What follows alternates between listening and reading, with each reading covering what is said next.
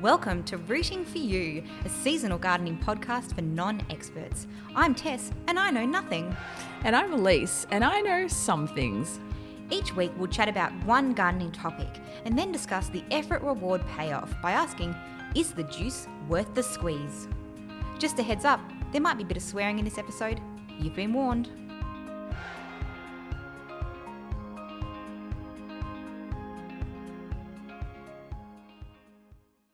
So I reckon I was pretty late to the party on radishes, and I actually think I can remember the first time I had a radish, for two reasons. One, it really wasn't that long ago, and also it's one of my favourite food memories. You know how sometimes a food can just transport you back to a time and a place? A few years ago I was on holiday with my family in France and we were doing a market tour and cooking class day. Part of the menu was radishes that we'd just bought at the market with a homemade mayonnaise that we'd made in a mortar and pestle. The fresh, peppery deliciousness of the radish dipped in the mayonnaise. So simple, so tasty, and it's just really stuck with me. So let's grow radishes. Alyce, what do we need to know? I'm so excited for this episode because radishes are just such an easy thing to grow and they are so rewarding and I bloody love eating them. Now, according to the Little Veggie Patch, the guys over there say radishes are the ideal first vegetable to grow, as only people with the black thumbs of death would be unable to grow them. Brutal. I thought brutal also. It's fine if you can do it, but what if you can't? Frankly, I wouldn't have said that because I feel really bad for anyone that's going to stuff this up. Say it again. Was it the black thumbs of death? As only people with the black thumbs of death would be unable to grow them.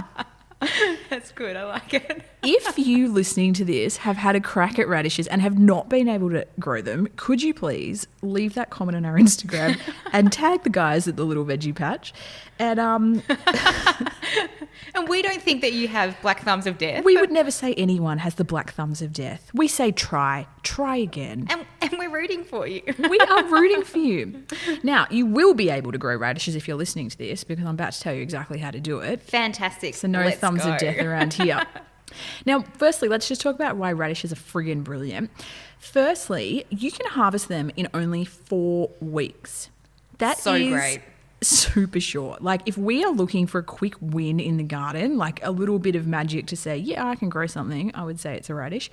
I will say if you're listening to this episode, you're going to plant them right now, yours will not be ready in 4 weeks. It's too cold at the moment for 4 weeks, but maybe it's 6, maybe it's 8. That's still speedy. It is still speedy, yeah. And there's nothing like a speedy crop to just give you a little bit of confidence in the garden. I agree. You're going to have something in like a Brussels sprout that's going to take 6 months, if ever, if you test.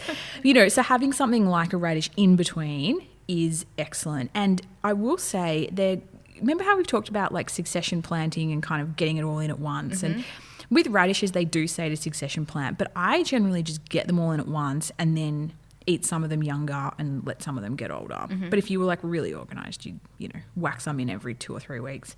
And surely you can just chuck them in like an airtight container in the fridge and they'll last a little bit longer. Yeah, definitely. You don't have to eat them all on the first day that you pull them out. You don't. No, you're right. Actually, compared to other things, they do stay fresh for quite a long time in the fridge. The other reason why radishes are brilliant is you can pretty much grow them in all climates most of the year. So pretty much everyone listening to this, no matter where you are in the world or what's going on, you can plant a radish. Which is a big shout out to our Northern Hemisphere listeners who Definitely. we've been sometimes neglecting. A big shout out to someone in Tasmania because it's hard to grow anything at the moment. Now, even though you can grow them all year, they are best in winter, which is why I wanted to do them in this season because sometimes in the warmer months, it's very likely they'll bolt to seed. And we've talked about when things go to seed, they shoot up and they make flowers. And as soon as a plant does that, they're putting all their energy into the flowers. The root, there's going to be no action in the root zone. So you're not going to have a big radish. And if you do, it's probably not going to taste very good either. So by growing it in winter, they almost never bolt. So it's like safe bet. Mm-hmm. So get them in now. There's pretty much no pests and diseases that are interested in our radishes. Ooh. The caterpillars will not be interested. The slugs and snails will be slightly interested, but once you get over that initial small seedling stage, they're not going to be a threat anymore. I would say if you're seeing slugs and snails are really smashing your seedlings, put some pellets down, but I almost never do for radishes, and I don't find that anything's very interested. They'll be on something else in your garden, don't worry. The other thing about radishes, like all plants, one of my favourite reasons to grow them yourself is the amount of variety that you can grow. Most people will think of a radish and they'll think of a round red radish. There are so many different types, round ones, long ones, pink ones, white ones, black ones, purple ones. My favourite mix of seeds, which I would say be perfect for a beginner, is called the Easter egg mix. I get it from the seed collection, and that's all different types of seeds together that are like different coloured radishes, different sizes radish. So you get like a really nice variety in the one packet all mixed up for you. The one I'm growing this year that I haven't actually harvested any, but I'm very excited about, is called a black Spanish radish. Black on the outside, white on the inside, and I think it's about the size of a tennis ball. Whoa. So, you're certainly not just limited to a really small radish either. So Very dramatic, the black Spanish radish. Very dramatic. Now, this is one thing you are absolutely going to grow from seed. Okay. No one is, I'm going to say, under no circumstance I want anyone going to the nursery and buying a seedling. Buy a packet of seeds. Or if you're silly enough to go and buy a seedling, then you deserve it. This would probably be the literal last crop on earth I'd say to buy a seedling for. Got it. Get your seeds. Get online, Google, see the pictures, see the flavours. Like some of them are going to be really peppery, some of them are going to be really mild, like whatever you like. Pick the fun colours, buy a bag of seeds. The way you're going to plant these is going to be pretty much exactly the same way we planted the lettuce and the rocket in that episode. So remember then we had our soil. Now, the friable soil. I was just going to say the friable soil. Look at what a good student I've got here. So because radishes are a root, it's the same as when we grow garlic, right? Remember I said if you want a big fat garlic bulb, you have to have that loose friable soil to allow the bulb to go big. Exactly the same with radishes. If you have a really tight clay heavy soil, you're just not going to get the root development you want. Yep, understood. Loose friable soil. We're going to sprinkle the seeds over the soil. We're then going to get our in fingers one hand, ungloved other hand, sprinkle them like salt. That is just the perfect explanation. As I said, look at this student over here. Comes so far in one season. So smug. So smug, but nailed it. So sprinkle them over with your ungloved hand, then get those gloves back on and kind of rake it through with your fingers. We don't need them to be super deep, and they are a very small seed. Not the smallest, but on the small side. We're not talking a pea here. So yeah, rake them in with your fingers, water them in. Bob's your uncle. Simple as that. So simple. Any questions at this stage? Can you sprinkle them around other crops? Because I've obviously got a few things in already. Or would you recommend really a dedicated space for them? It's like she just knows what I'm thinking. So this is a bit more of an advanced gardening topic, but I reckon you're up for it. So what a lot of people do is, because radishes are so quick to form and a lot of other crops are a lot slower, what people sometimes do is they grow, say you're growing carrots. I mean, carrots is the common one this happens with, but I think actually probably like your Brussels sprouts or anything else, you could do the same thing. Say you're growing your carrots or your Brussels sprouts in a row. So you've got even the broccoli you've got in your garden now, you've got them in 2 rows. When you planted those plants would have been tiny and their roots wouldn't have been extending very far. At that point, you could grow a row of radishes down the middle. Ah, okay. But we're worried about soil friability once we've got our established roots? Once we've got established roots, we've got 2 problems. One, your radish roots are going to be competing for space, moisture, nutrients, etc. So they're not going to thrive. And the second thing is, as you can see from where your broccoli is now, if you tried to plant a row of radishes down the middle, they're going to get 0 sun. So they're actually not going to be able to grow. Yeah. The plants are going to shade them. So if you had a really early crop of something else and you had it in a line, I would say try a row of radishes in between your other rows. But that's not usually how I do it, because usually, I'm not a very neat grower. So usually I just have like a garden bed or like a square of a garden bed, and I just sprinkle the seeds everywhere. So they're not like in uniform rows or anything like that. I just like go ham across the whole garden bed. Then what I do, because you're going to end up with some seeds that are going to go really close together. And again, because it's a root, if it's going to compete with another root, you're not going to get a big fat radish. So what I do is then as they start coming up, the ones that are close together, I harvest some of the ones close to other ones and I eat them as like really baby radishes. Mm-hmm. That gives the rest of the radishes in the garden bed more space, and then they grow into the big radishes. So that's one way to manage it if you're a bit loose on the planting. Mm-hmm. If you were like, you know, really anal retentive and wanted to be really neat, you would space your seeds out. You know, like plant one every 5 centimetres or whatever. Which sounds like a slow, not unachievable, but a slow process. Not unachievable. I think back in the day when I first started gardening, that was how I did it. And now I'm like, stuff we ain't got time for that. Yeah, nah, let's just like go ham. And the other thing is when you're growing from seed, and I'm kind of coming around to this, is like they're really cheap and you get heaps of them and they don't last forever. So like you might as well get them in, and if more come up than what you think, you can even eat them as like microgreens. Because a microgreen is just a sprouted seed. What I will say about the sprinkling them in one, sorry, not sprinkling, placing them in one at a time. What I found, and might be a bit of a downfall with, is that once when I did my sprinkle of the lettuces and then I raked my fingers through to like get them down a little bit, then you would just throw out your entire one and another. Well, if you did the nice neat rows, you wouldn't get your fingers through and rake it like that. You would just like push the soil back over the little trench that you made. That does sound very time consuming. Got it. Okay, so no raking. If you go no into the raking effort if you're going to neat. Of doing a neat row, don't rake them in. Yeah, great question, because you're right. You've just undone all your neat rowing. Yeah, exactly. So as I said, like just harvest them as they come up. You can also grow them in pots. Good one. I'm not a huge fan of this. Like, if you're going to have a tiny pot, you're going to have like 4 radishes. So it might not be that much fun. But I mean, like, if that's all the space you've got, and especially like I see a lot in nurseries now, these like kind of pot rectangular raised garden beds, like $20 and they're plastic. And they're actually like a decent size amount of growing space. Like, I'd say like, I don't know, 50 by 30 or something centimetres. Okay. Something like that. Like you could get heaps of radishes in that. Yeah. And even though they're a root, because sometimes it's a bit hard growing roots in pots, because obviously like you need the depth of the soil, but because it's a radish, it's quite small. We actually don't need the depth that we would need if we wanted to grow like a carrot or something. So if pots are all you've got, give it a crack in there. You know, as the guys say, anyone can do this.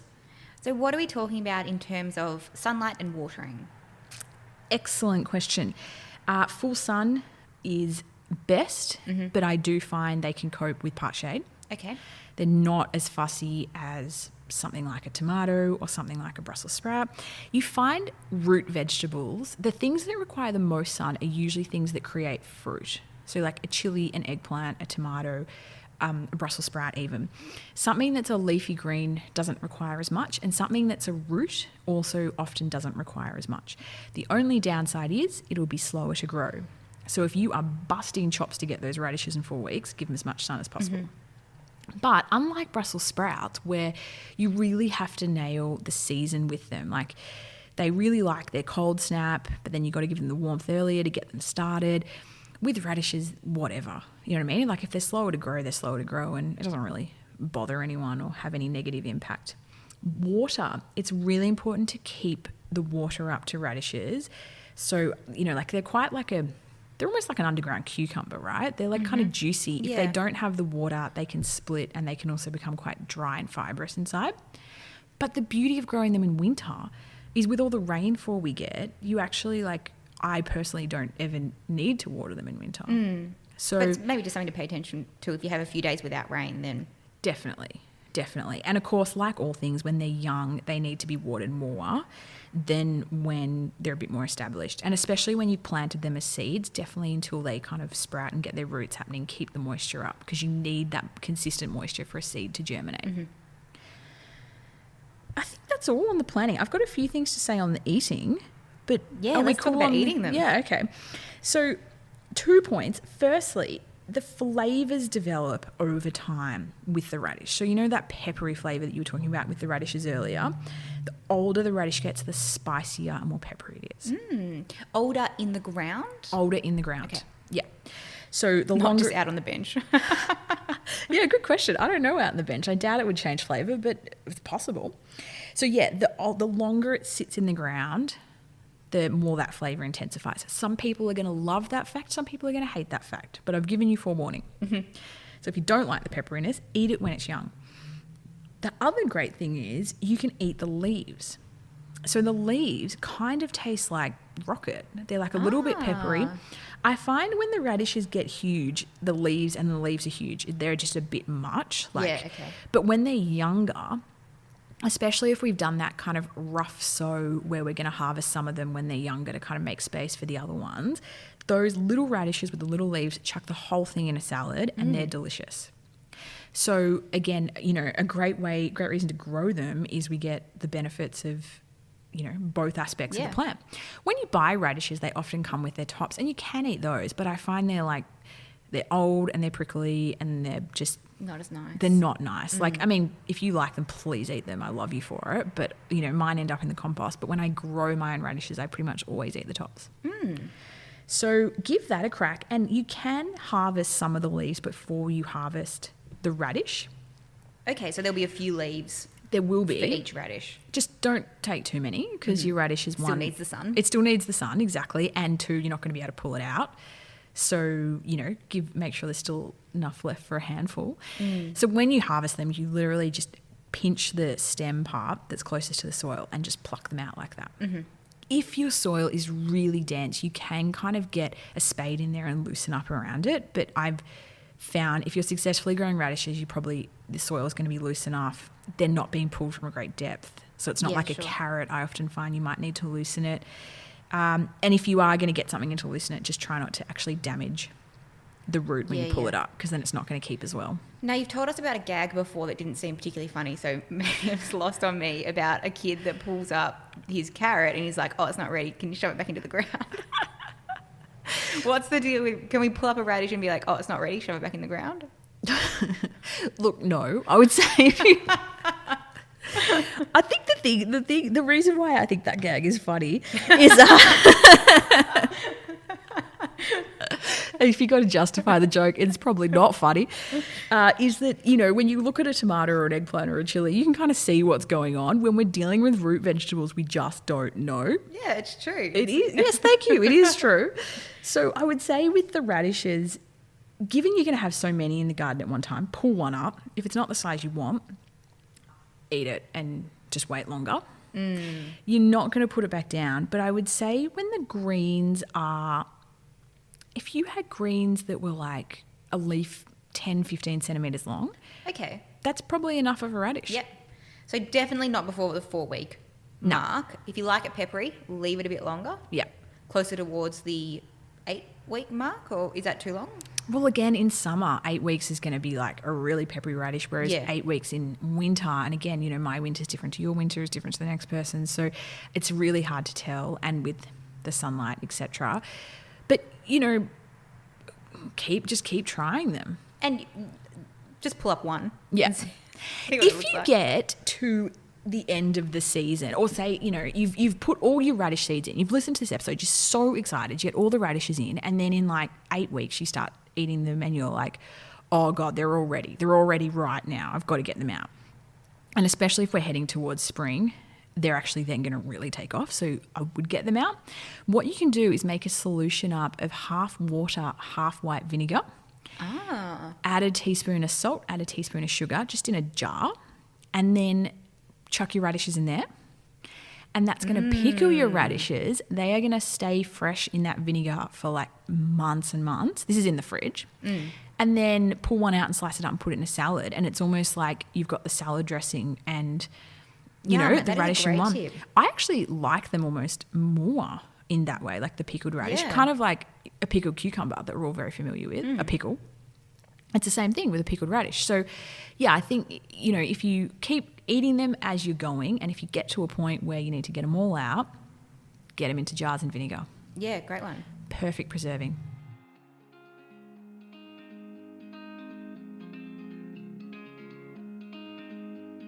So the big question, is the juice worth the squeeze? This is where we look at the effort-reward ratio of today's topic. The categories are Superstar, high effort, high reward. Completing this will make you feel like an absolute rock star. Best on ground, low effort, high reward. Quick wins and fill-ins, low effort, low reward. And finally, the wooden spoon, high effort, but not much reward.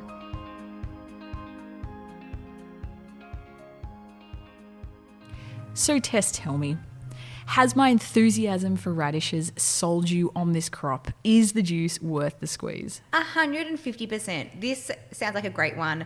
As we all know, or regular listeners will know, I'm about to pull out all my Brussels sprouts, so I'll have room for radishes, and that is 100% what I'm going to put in. Yeah.